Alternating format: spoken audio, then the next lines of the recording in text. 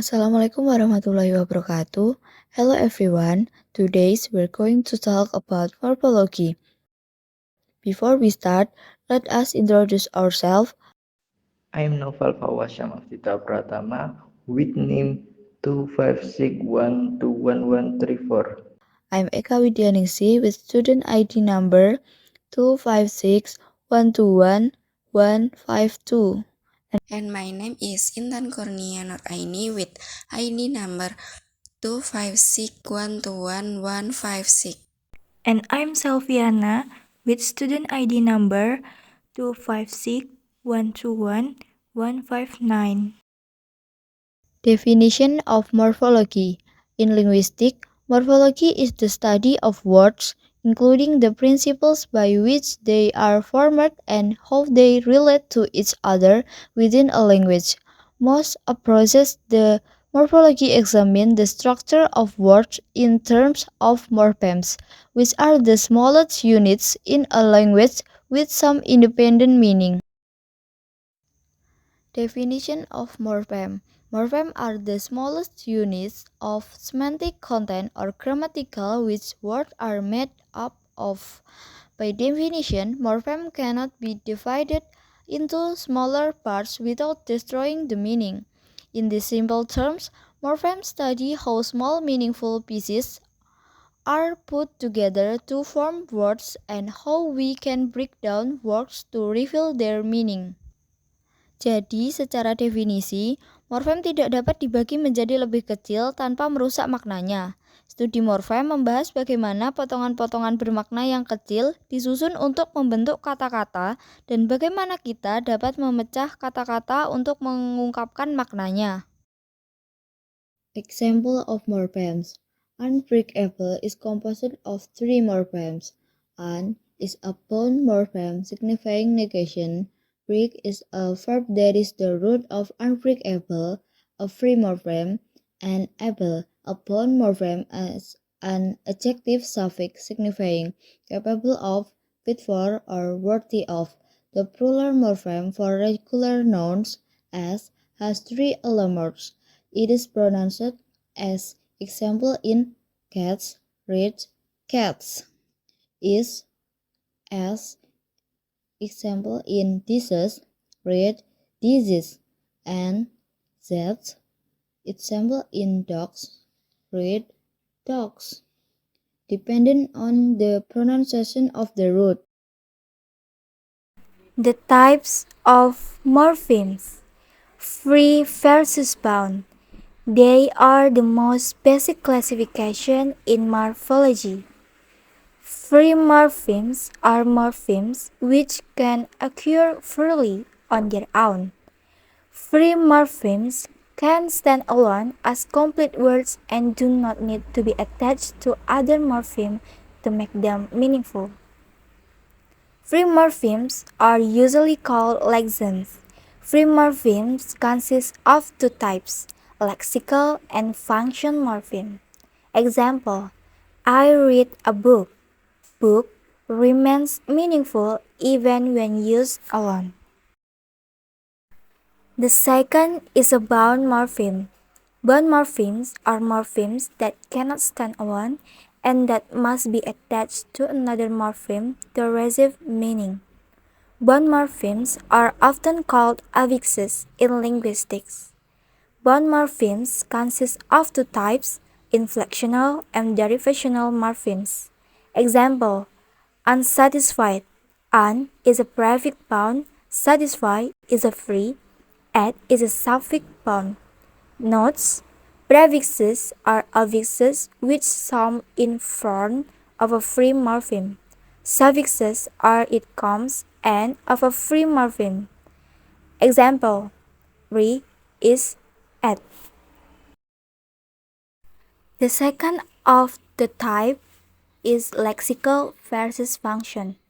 They are a type of free morpheme. Lexical morphemes are free morphemes that carry meaning or content in a sentence. This category is that set ordinary nouns, adjectives, and verbs. It can add new lexical morphemes to the language as an open class of words. Example: nouns are girl, dog, eye, house. Verbs are run, eat, play, follow. Adjectives are big, cool, happy. And then function morpheme. Function morphemes are free morphemes that don't carry much meaningful content but play a grammatical role in connecting words and sentence structure. If all function morphemes were removed from a sentence, the sentence core meaning will still be understandable, but its grammatical structure will be disorganized. The second category is that set ordinary conjunctions, prepositions, articles, and pronouns.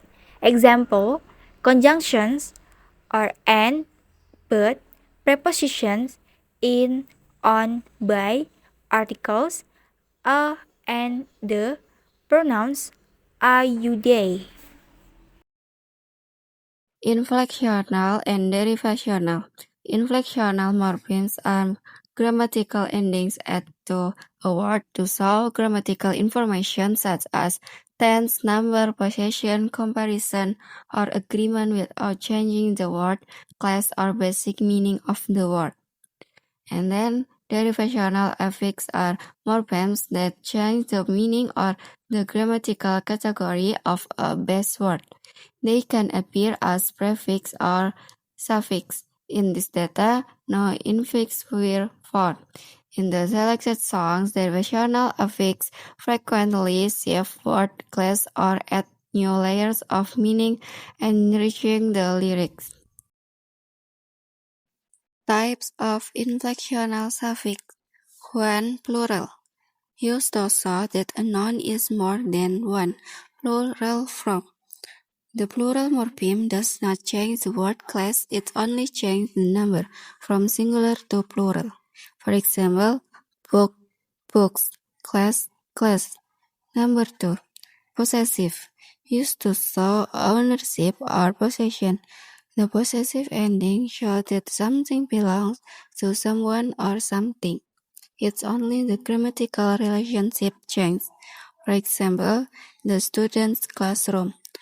Number 3. Third person singular. Add the verb in the simple present tense when the subject is third person singular. He, she, it. The verb form changes to agree with the subject. The ending shows subject-verb agreement in the present tense. For example, she works every day. Number 4. Past tense. Used to show that an action happened in the past for regular verb. The "n" ending indicates past time. It only changes the tense of the verb. For example, walk, walked, clean, cleaned. Number 5. Past participle. Used in perfect tense and passive voice contraction. The past participle form is used with auxiliary verb, perfect tense, or be passive voice. For example, has worked, was taken. Number 6. Present participle. Used in continuous progressive tense and as gerund. It combines with the verb be. When used as gerund, it functions as a noun, but the base word is still derived from a verb. The ing from show grammatical use without changing the base category. For example, she is studying. Number 7. Comparative. Used to compare two things. The comparative form shows a higher degree of equality between two items. Its only degree change. For example, tall, taller, fast, faster. Number 8. Superlative. Used to show the highest degree among three or more things. The superlative form expresses the maximum level of equality. Types of derivational prefix. Number 1. Dis. Example, disagree. The word disagree consists of the prefix dis and the root agree. Agree means to have the same opinion. After adding this, the meaning becomes the opposite, to have a different opinion. The prefix "this" commonly expresses negation or opposition. Number 2, un. Example, untalkable. Untalkable is formed from un plus touch plus able. Touch is a verb meaning to make contact. The suffix able from an adjective meaning capable of being touched. The prefix un negates the meaning. Therefore, untalkable means not capable of being touched. Although it uses both a prefix and suffix, the word class remains an adjective. Number 3, and. Example, incorrect. Incorrect comes from in plus correct. Correct is a noun meaning bravery. The prefix and changes it into a verb meaning to give correct or to inspire confidence. This process changes the word class from noun to verb. Number 4, re. Example, remind. Remind is formed from re plus mind. The prefix re adds the meaning again or back. Remind means to cause someone to remember again. Types of derivational suffix. 1. Y. Example, dirty. Dirty comes from dirt plus y and becomes an adjective meaning unclean. The suffix y from adjective. 2. Ing. Derivational use. Example, loving. Loving comes from love plus ing.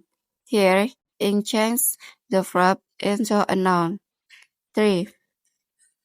Full. Example, beautiful. Beautiful comes from beauty plus full.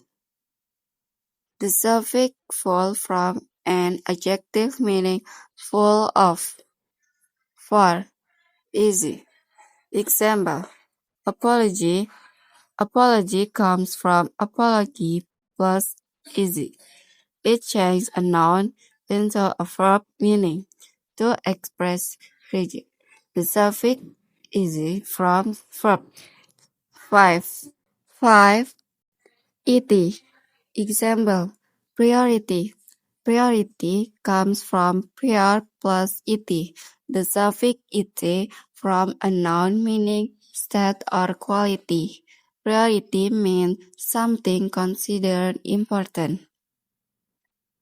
6. All. Example, personal. Personal comes from person plus all. The suffix all from an adjective meaning relating to. 7. Is. Example, selfish.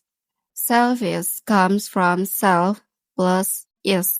The suffix is from adjective meaning having the quality of.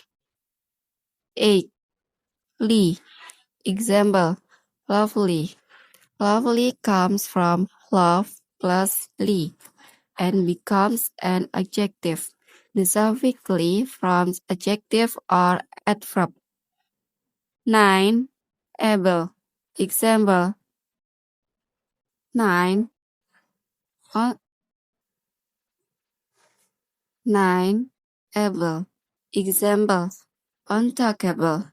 The suffix able from adjective meaning capable of. 10. Derivational. Example, leader. Leaders come from lead plus 10. Derivational. Example, leader. Leader comes from lead plus year.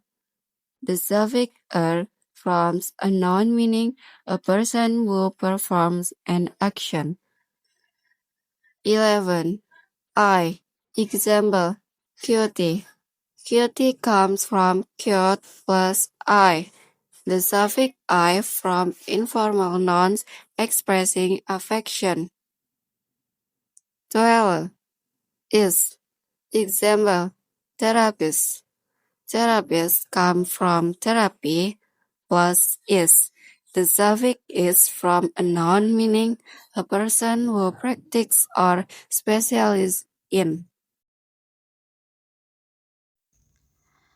Morphs and allomorphs.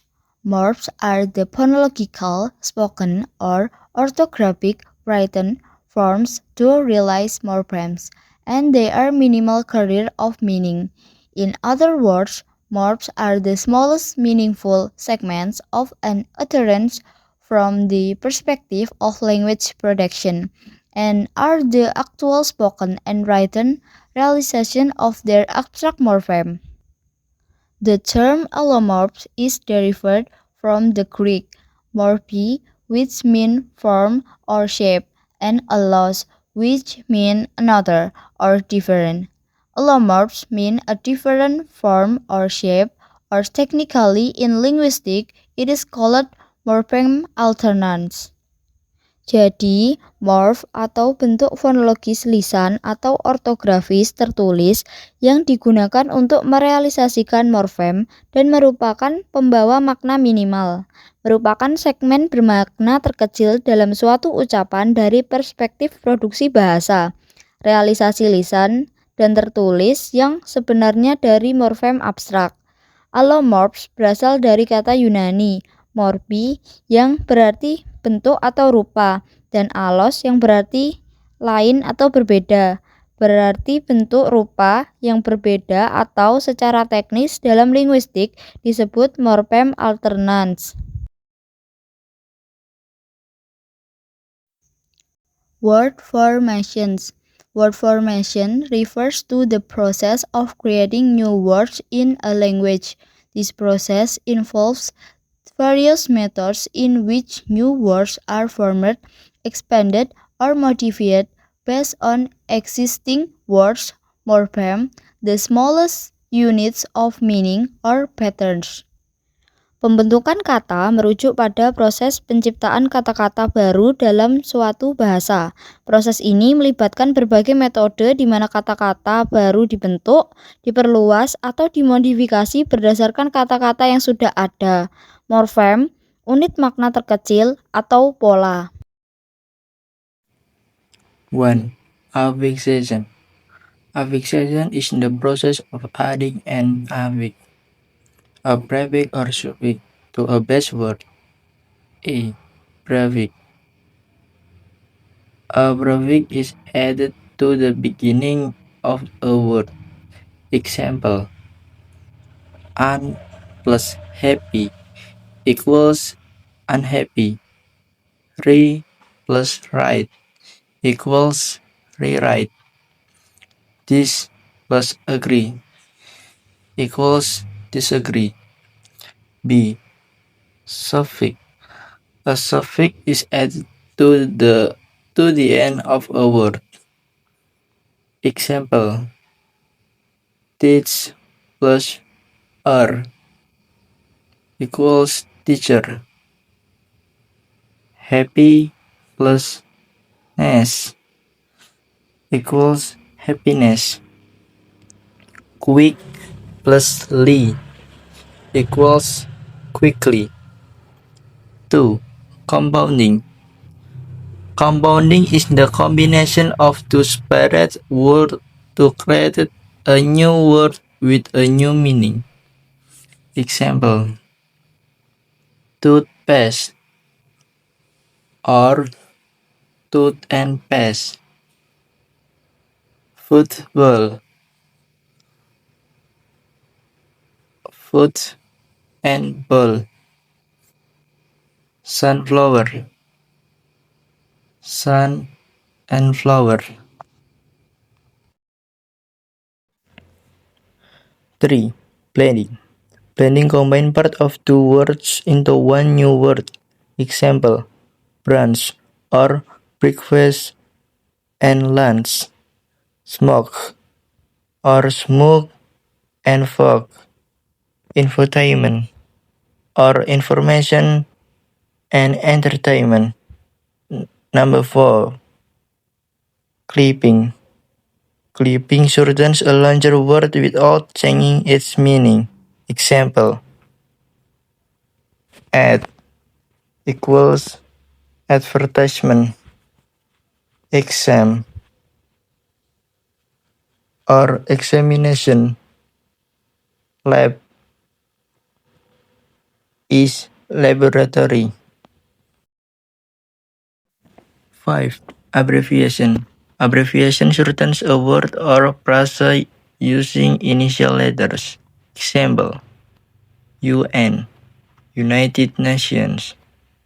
DR, Doctor. MR, Mr. etc. etc. Number 6. Borrowing. Borrowing happens when a language takes a word from another language. Example: rendezvous from French, piano from Italian, tsunami from Japanese. 7. Conversion. Conversion changes the grammatical category of a word without changing its form.